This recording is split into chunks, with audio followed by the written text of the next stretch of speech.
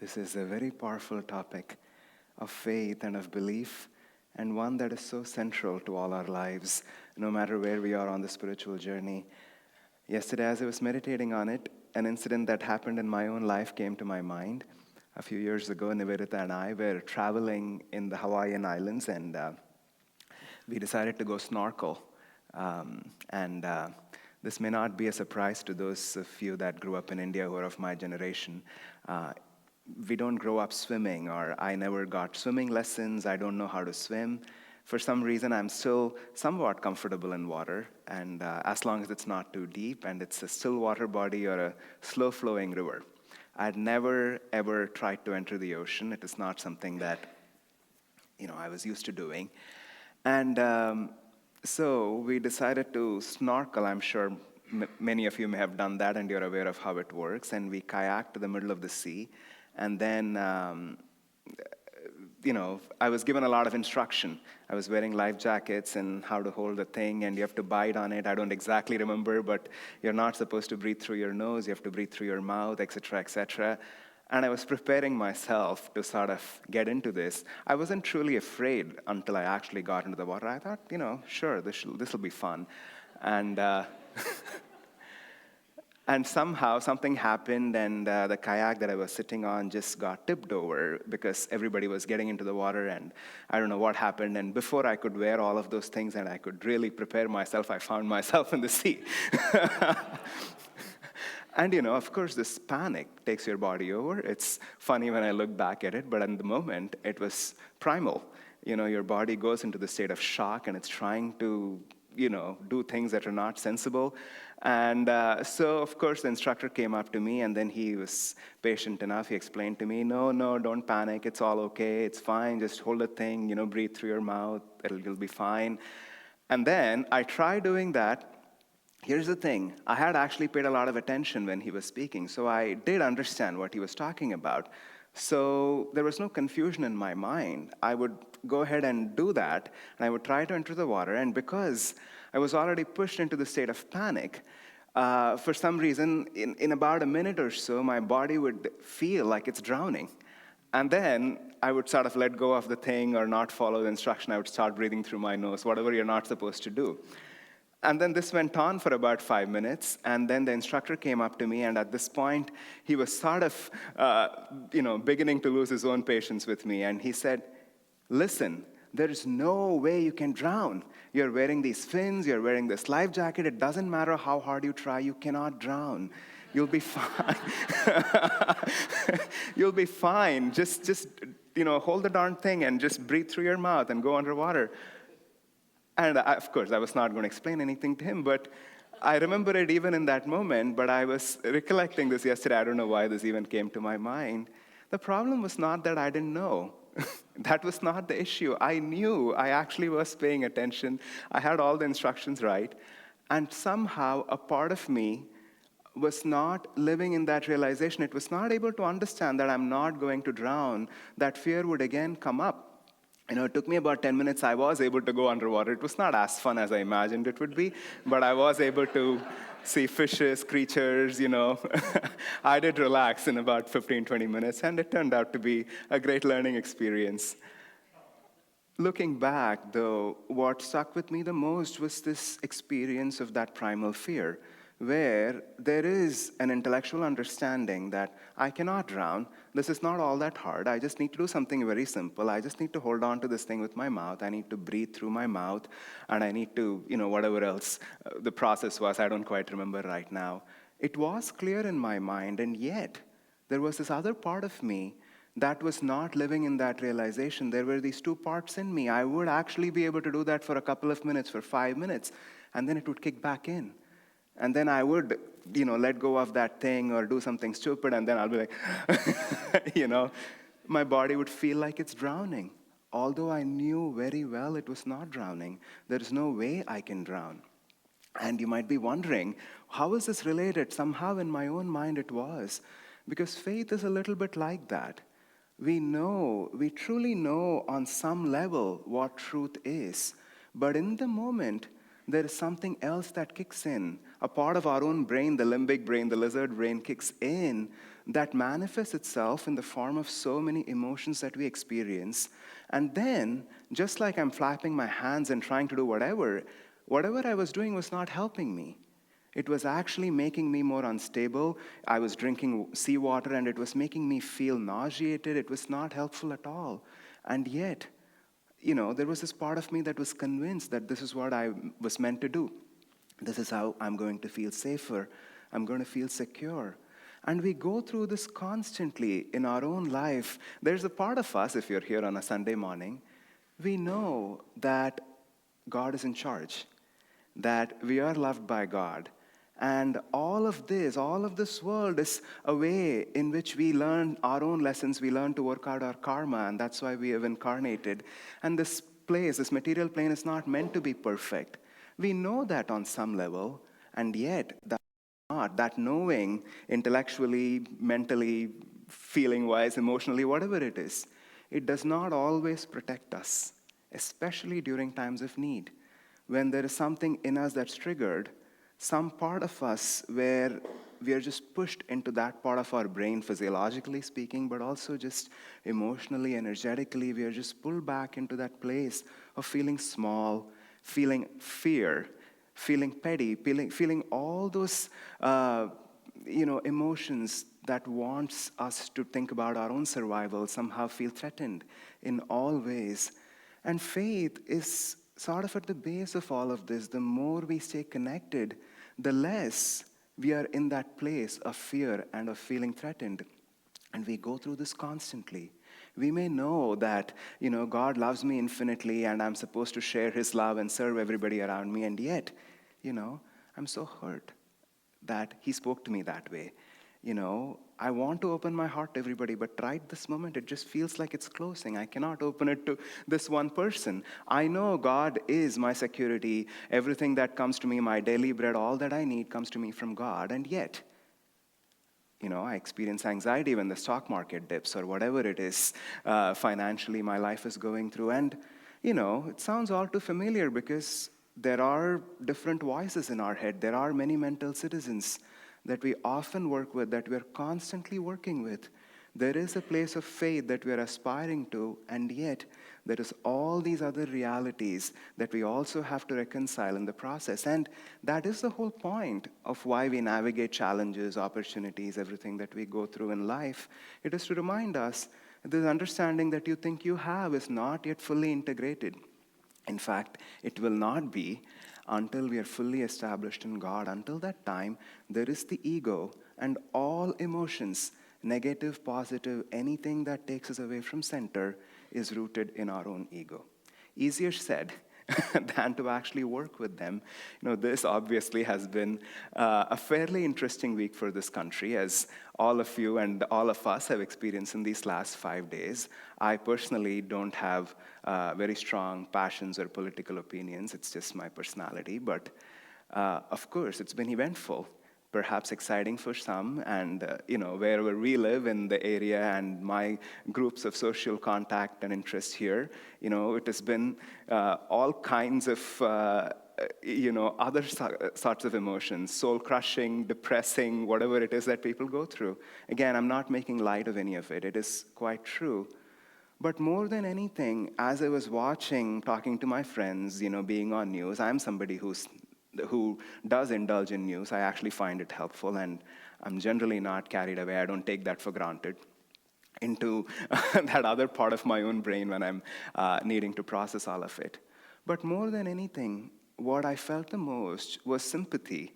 Sympathy for this polarized, extreme times that we live in. Not just in this country, all around the world. But this is hard inherently. This polarization brings up disharmony. It brings up stuff that we all have to go through. And in those moments, we have to understand and realize when we are feeling that fear, when we are feeling those negative emotions, we are grounding ourselves in the ego.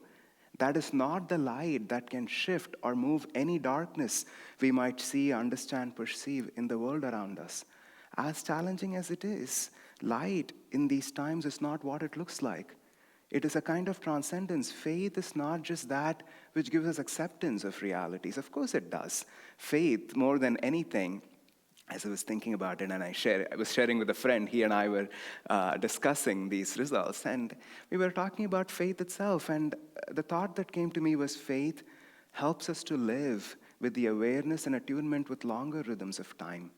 Because this story that we read, it is quite powerful that Kamala Devi read, of Yogananda going to this waterfall with his group of boys in Ranchi, and then just, declaring at the top of his voice, "Do you believe in God?" And then they all say yes, and now they can cross and jump over the waterfall completely protected, and then there is somebody else who does it, and a boy dies.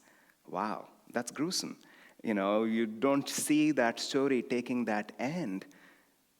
Now, faith is not just about moving the mountains. It is not just about dramatic healing or things that are of great consequence, somehow defy material laws. In most cases, faith is simply a much more day-to-day experience, just our awareness in knowing that it's all going to be okay. It's all going to be okay. It's not in these ups and downs that we might experience either outside or in our own minds on a day-to-day basis. Through all of this, it is about pulling back and developing a broader sense of time, of just living in the eternity while we are going through everyday experience, while we are living through all those ups and downs. As I was starting to say, faith not only gives acceptance, but it is much more than that. What it gives is a sense of transcendence. It takes us to a place within ourselves where we truly know that we are not affected.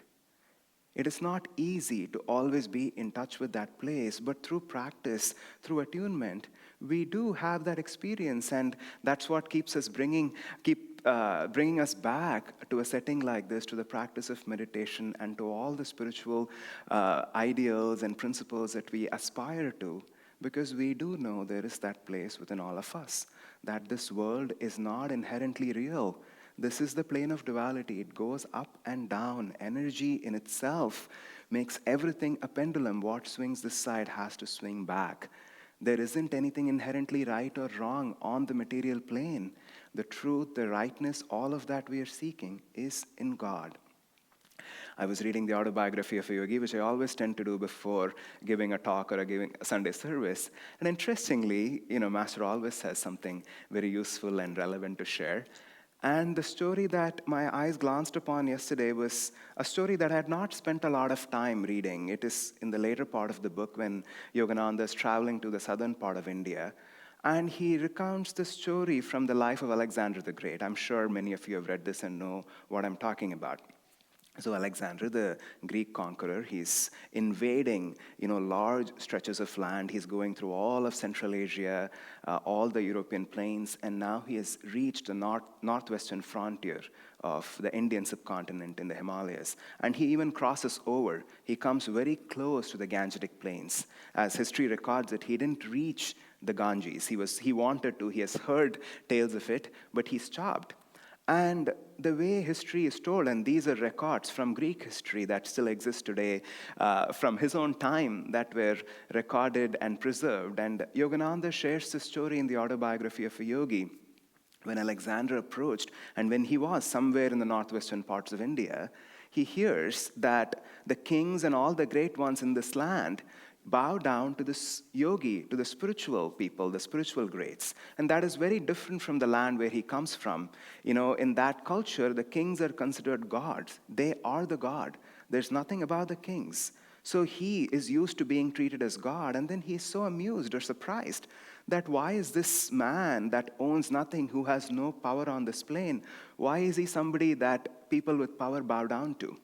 And then he's curious, and he sends his general to talk to this yogi. His name is recorded as Dandamis in Greek history.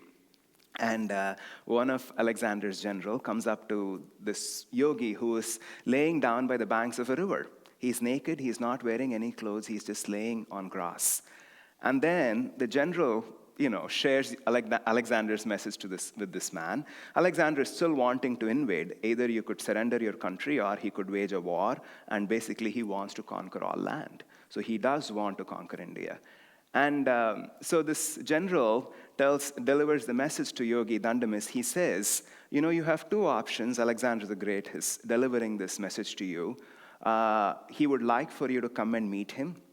You could accept his invitation, and you could support and honor his greatness and come to the palace and meet him. You would be given a lot of wealth, gold, jewelry, whatever riches that you wish to have. And if you don't, you will be taken and beheaded. You will lose your head. This is the message that is given to Dandamis. And, there's a whole dialogue and exchange that I won't go into. It's very fascinating. You can read it in the autobiography of a yogi. And then Dandamis basically says, I don't care. I'm not going to see anybody. You can give me gold. You can take my head.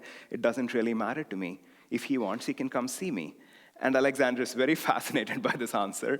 And he does go and meet this yogi, and there is this whole interchange that happens between the two of them where he says, the yogi tells Alexander, you cannot be as great as God, because the God that I worship brings harmony. He's the one who's compassionate, who's going to lift people. You want to kill people. How could you be as great as him? And then he also says, it doesn't matter to me. It doesn't matter to me. You could take my head right this moment. What difference does it make? You cannot take anything that is of value to me, because what is of value to me is my own spirit and my connection with the divine, and that cannot be taken away with the sword. So Alexander is touched by all of this, and again, as the story is told, he takes not Dandamis, who's not willing to come, but he takes another spiritual teacher. That's the wealth he takes from India, and he goes back. He does not continue his invasion any further. This is truly what happened in history as it's recorded. Now, I'm thinking about faith, and the story came to me yesterday as I was reading those pages from Autobiography of a Yogi. What came to me, what stood out for me the most was the fearlessness. What does it take to be so fearless and unaffected by what is happening outside? What gives us that power? The other word that Swamiji uses in that reading, Kamala Devi read, is the idea of spiritual power itself. Faith has enormous power. But this faith that we're talking about, if it's not already obvious, it's not a belief, it's not an opinion, it's not an idea, it's not even a mental understanding of something that you objectively know to be true. Like I was not going to drown in the ocean just because I was feeling like I was not breathing enough. It's not any of those things. It is a realization that is deeply integrated in every part of our own being. It is a state of consciousness that we aspire towards, that we want to lift ourselves into. And so we are constantly striving to do that. As somebody who holds the microphone often, this is a very common question asked in many ways. How do you develop faith? How do you deepen faith? What if I want to take it more than just my own belief? How do I get there? And I've meditated on this a lot, not to answer questions, but in my own personal life. And I haven't found any simple answer unless any of you have one. Because faith is not a simple thing like that. It is all that we aspire towards on the spiritual path. It is built on experience that we ourselves have had in our lives of a certain reality that we have touched into. It is dependent on devotion, how committed and sincere we are in our own quest. It is a function of grace. It is also not something we can fully control. It is a function of persistence, of practice and consistency. Even during times when it doesn't seem all that easy, it is a sum total of all of these things. It's like building a foundation where you want to stand without being affected by the waves and the storms. And it takes many things. It takes rocks, it takes cement, it takes skill, and it takes grace. It takes all of those things to build that. There is no one straightforward answer, but it is helpful for us to know, to bring about this awareness as we go through whatever it is that we experience in life, that our answers, whatever we are seeking, lies there. Because what it represents is a transcendental state where we are lifted up, where we can look at all of reality.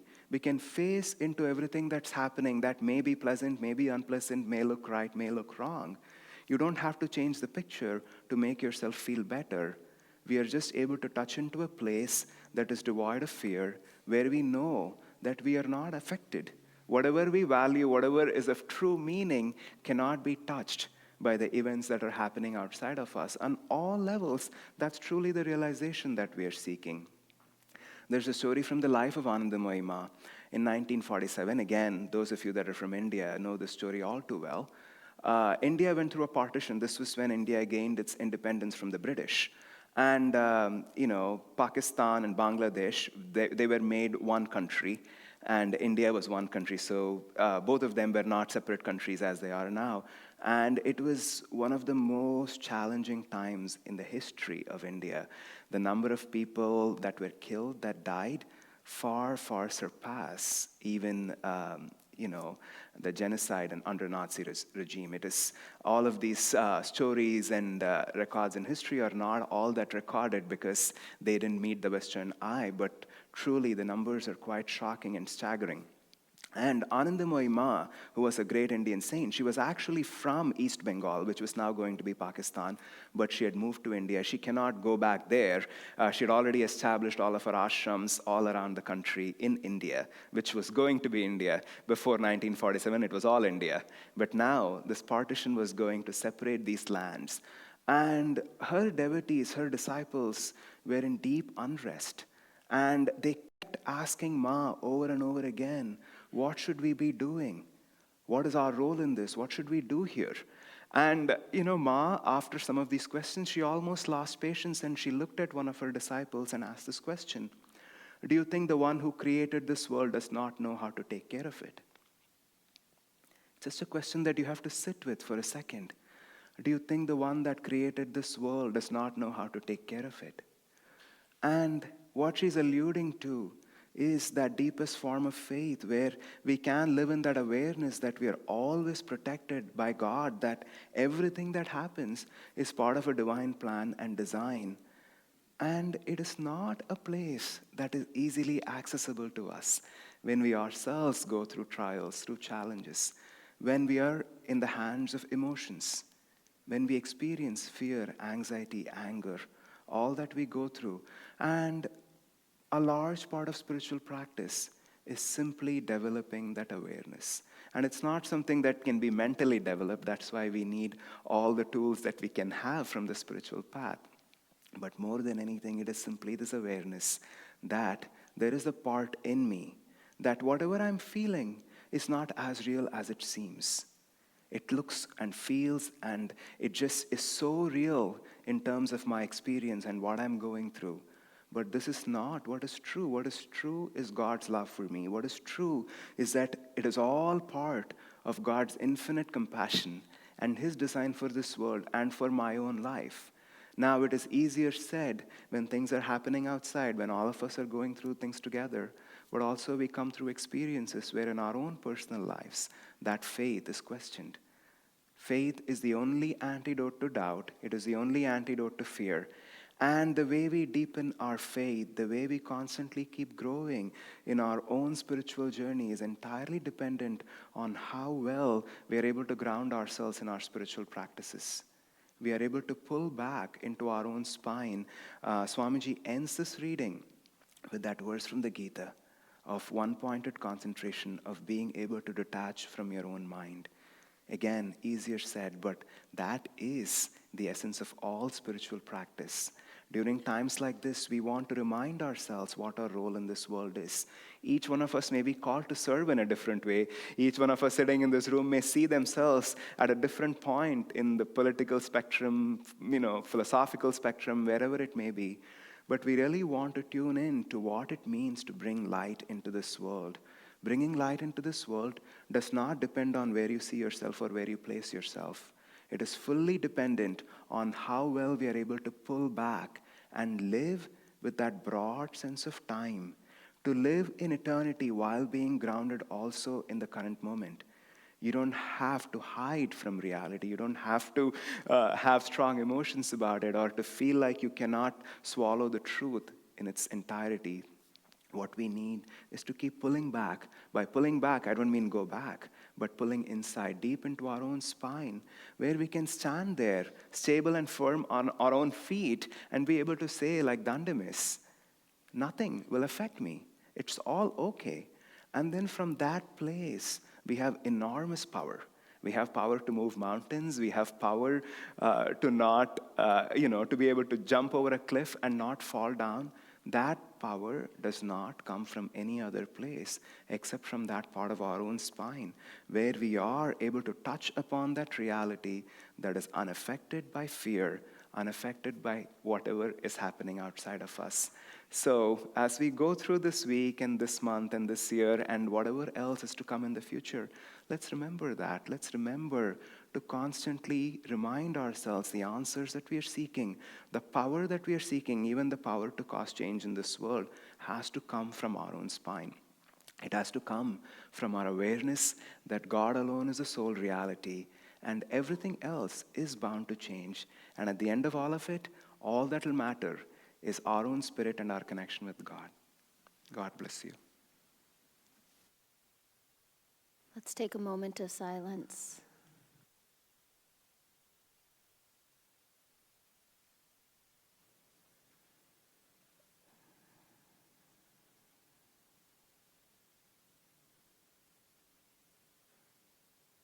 Om.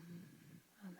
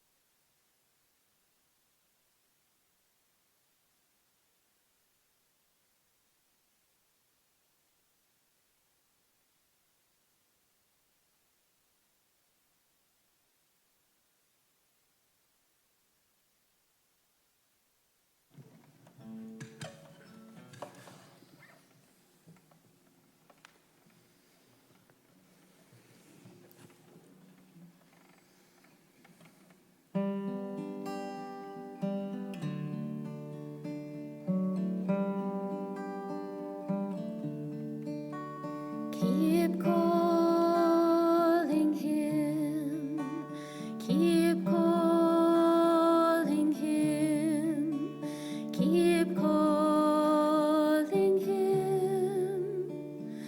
Whether he replies or not, keep calling him.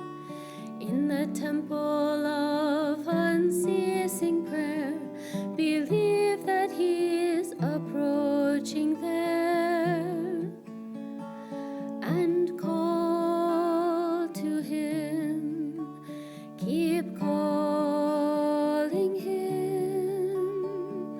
Thou dost know I'm praying, Lord, you know I love no other. I'll speak not, nor